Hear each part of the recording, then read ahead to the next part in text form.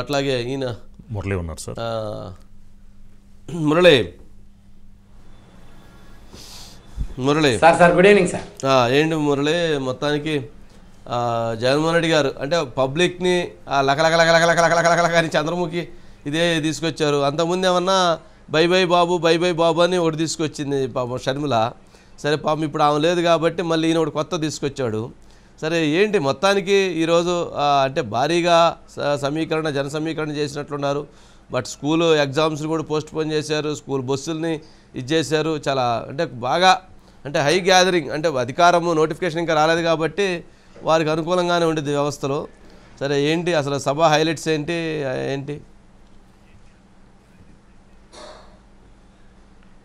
Sir? మొత్తం మీద ఆంధ్రప్రదేశ్ ప్రజల్లో జగన్మోహన్ రెడ్డికి ఎక్కడా కూడా క్రేజ్ తగ్గలేదు, జగన్మోహన్ రెడ్డి సర్కార్ పట్ల ప్రజలకు ఎక్కడ ఆదరణ తగ్గలేదు అని చూపించే ప్రయత్నంలో భాగంగానే ఈ సిద్ధం పేరుతోటి 3 సభలు ఏర్పాటు చేయాలని నిర్ణయించుకున్నారు సార్. 4 సభలు ఏర్పాటు చేయాలని నిర్ణయించుకున్నారు సార్.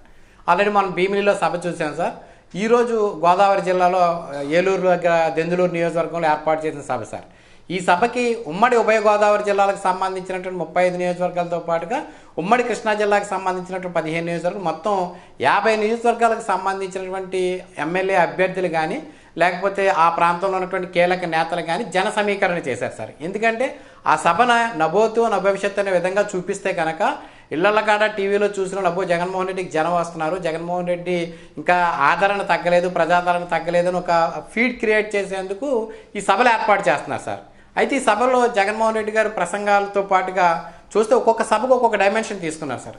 మొట్టమొదటి సభకి అంటే వాళ్ళు యాదృచ్ఛికంగా తీసుకున్నా, తెలిసి తీసుకున్నా క్రాస్ వేశారు సార్. అప్పుడు కూడా మీరు చెప్పారండి.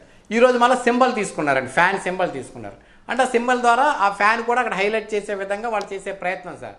ఇక స్పీచ్కి సంబంధించి చూస్తే కనుక మొన్నడంతా కూడా మహాభారతం, కురుక్షేత్రం ఆ యాంగిల్ వెళ్ళారు సార్.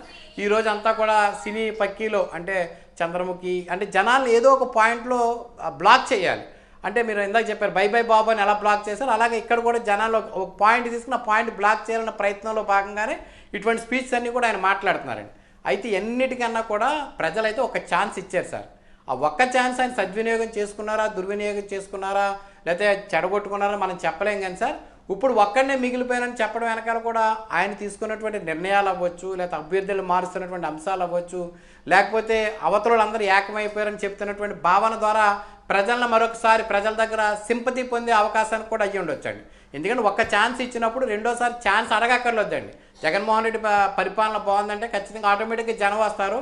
ఆయన తరపు ఉన్నటువంటి ఎమ్మెల్యేలు ఎక్కడికి బయటికి వెళ్ళరు, ఎమ్మెల్యేలకు ఉన్నటువంటి గ్రాఫ్ బాగుండేది, ప్రభుత్వం గ్రాఫ్ బాగుండేది, సర్వే నివేదికలన్నీ వారికి పాజిటివ్గా వచ్చేవండి. కానీ దానికి భిన్నంగా జరుగుతుంది కాబట్టి మరొకసారి మళ్ళీ ప్రజలనే నమ్ముకునే ప్రయత్నం చేస్తున్నారు. ఆ నమ్ముకునే ప్రయత్నంలో భాగంగా ఆయన నేను ఒక్కడనే మిగిలిపోయాను, వాళ్ళందరూ కలిసారు, దుష్ట చతుష్టయం అంతా కలిసింది, చంద్రబాబు, పవన్ కళ్యాణ్, ఎల్లో మీడియా వాళ్ళంతా కలిసిపోయారు, నేను మటుకు వేరే అయిపోయాను అన్నారు. ఈయనకు కూడా అనేక రంగాల్లో కలిసి వచ్చే అంశాలు ఉన్నాయి సార్. కాబట్టి వాళ్ళందరూ ప్రత్యక్షంగా బయటకు వస్తున్నారు, వీరేం పరోక్షంగా చెప్తూ కూడా నేను ఒక్కడనే ఉన్నానని చెప్పే ప్రయత్నం చేస్తాను. ఎందుకంటే ఎన్నికలు వచ్చే సమయంలో అప్పుడుకున్నటువంటి పరిస్థితులకు అప్పుడుకున్న అంశాల మేరకు రాజకీయ పార్టీలు పొత్తులు అన్నీ పెట్టుకుంటాయండి. ఎందుకు గతంలో దివంగత వైఎస్ రాజశేఖర రెడ్డి కూడా పొత్తులు పెట్టుకున్నారండి, అప్పట్లో పొత్తులు పెట్టుకునే పోటీ చేశారండి. అదేవిధంగా ఇప్పుడు కూడా పవన్ కళ్యాణ్, చంద్రబాబు పొత్తులు పెట్టుకున్న కొత్త ఏం కాదండి. 2014లో కూడా కలిసి పోటీ చేశారండి, బీజేపీ, జనసేన, టీడీపీ కలిసి సక్సెస్ఫుల్ కాంబినేషన్ అయిందండి. ఇప్పుడు కూడా రాజకీయ సమీకరణాల నేపథ్యంలో పొత్తులనే ఏర్పడతాయి.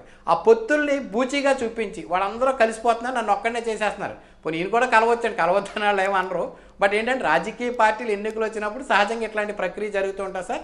అయితే ఈ సభల ద్వారా నేను సిద్ధమయ్యాను, మీరు కూడా సిద్ధం కండి, వారిని ఓడించండి, వారిని ఓడించకపోతే కనుక మీకు భవిష్యత్తులో పెన్షన్ రాదు, 1వ తారీఖు మీకు పెన్షన్ అందాలన్నా, లేదా ప్రతి 3 నెలలకు ఒకసారి మీ ఇంటికి వచ్చే సంక్షేమ పథకాలు అందాలన్నా, ప్రభుత్వం మీ ఇంటికి వచ్చి వాలంటీర్ పనిచేయాలన్నా, మళ్ళీ జగనన్న రావాలనే ఒక విధానాన్ని అయితే వారికి నమ్మించే ప్రయత్నం చేస్తున్నారు సార్. అయితే జన సమీకరణ అంటారు, 50 నియోజకవర్గంలో 50 మంది ఆశావాహులు చేసే జన సమీకరణలో చాలా పెద్ద ఎత్తున వస్తారు సార్. ఎందుకంటే ఒక జిల్లాలో ఏర్పాటు చేయరండి, సహజంగా సమావేశాలను 3-4 నియోజకవర్గాలు ఏర్పాటు చేస్తారు. కానీ జగన్మోహన్ రెడ్డి గారు 50 నియోజకవర్గాలు ఏర్పాటు చేశారు కాబట్టి ఆ జన సమీకరణ సహజంగా కనిపిస్తుంది సార్. అది ఎక్కువ నియోజకవర్గాలకు తరలించడం, ఆ తరలించే దాంట్లో కూడా చాలా ఆంక్షలు ఉన్నాయి సార్. ఖచ్చితంగా కూడా ఇంతమందిని తీసుకురావాలి, బస్సులు తీసుకురావాలి. వాళ్ళ పేరు నాని గారు కూడా బస్సు డ్రైవర్ అవతారం అయితే ఆయన జనాలు తీసుకెళ్లారంటేనే పరిస్థితి అర్థం చేసుకోవచ్చు సార్. Okay, right Murali.